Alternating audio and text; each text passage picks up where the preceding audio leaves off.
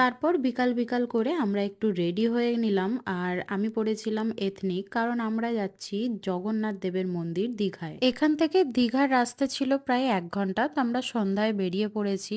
আর যেতে যেতে এত সুন্দর সুন্দর জায়গা, এত সুন্দর সুন্দর রাস্তা এক্সপ্লোর করেছি। আর দীঘার মারিন ড্রাইভ যে জায়গাটাকে বলে, রাস্তা ধরে বরাবর সমুদ্র চলে যাচ্ছে, এই জায়গাটা যে আমরা এক্সপ্লোর করব ভাবিনি। না হলে কিন্তু আমরা দিনের আলোতেই আসতাম। রাতের মধ্যে আমি এই ক্যামেরাতে অতটা বোঝাতে পারছি না, কিন্তু ভীষণ ভালো লাগছিল। আমরা এটার জন্য ভীষণই রিগ্রেট ফিল করছিলাম যে আমরা কেন একটু বিকাল বিকাল করে বেরোইনি, তাহলে এইখানটা আরো সুন্দর দেখতে লাগতো। নেক্সট টাইম যখন আমরা আসবো অবশ্যই এই জায়গাটাতে আসবো, আর হ্যাঁ অবশ্যই দিনের আলোতে। তারপর এই রাস্তাটা দিয়ে যাচ্ছিলাম, ভীষণ সুন্দর লাগছিল, ক্যাপচার না করে থাকতে পারিনি। আর একটা জায়গায় আমরা দাঁড়ালাম, যে এইখানটাতে দেখলাম যে মোহনা মতো, মানে কি বলবো জানি না, ওখানে দেখলাম টুকটাক খাবার দাবারের দোকানও ছিল, সবাই এসে ওখানে বসে আড্ডা মারছিল। তো যাই হোক, আমরা অবশেষে দীঘায় ঢুকে যাই আর মন্দিরের সামনেও পৌঁছে যাই। এবার বলি একটা ঘটনা, আমরা বেরোতে একটু বেশি হয়তো লেট করে ফেলেছি। যদি 6টার দিকেও বেরোতাম তাও হতো, 7টার দিকে বেরিয়ে আমরা ডট 8টাতেই পৌঁছেছি, আর ডট 8টাতেই মন্দির বন্ধ হয়। আর কি দর্শন তো হলো না, আমরা এখান থেকে সোজা চলে গেলাম দীঘার মার্কেটে।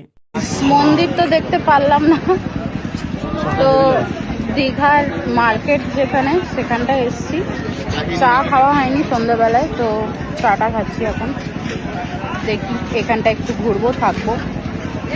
আমাদের আবার একটু বাজে স্বভাব আছে, যেই দোকানের চা একবার খেয়ে ভালো লেগে যায়, আর 1 কাপ চা না খেয়ে ওখান থেকে বেরোই না। তো 2 কাপ চা খেয়ে আমরা মার্কেটটাতেই একটু ঘুরছিলাম, আর এই কাকিমার কাছে ও বলল ফুচকাটা নাকি হেভি খেতে, খেয়ে দেখতে। তো আমি তো যেখান সেখান থেকে ফুচকা খাই না, বাট দেখলাম যে না, সত্যি খেতে ভালো ছিল।